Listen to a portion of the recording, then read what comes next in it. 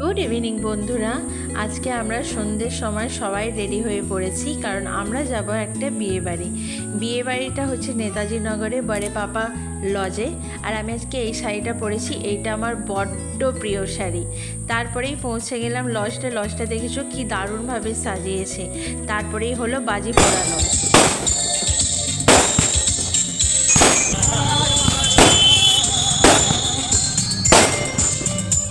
ওখানে ব্রাইডের নাম ছিল অর্পিতা আর গ্রুমের নাম ছিল তাপস।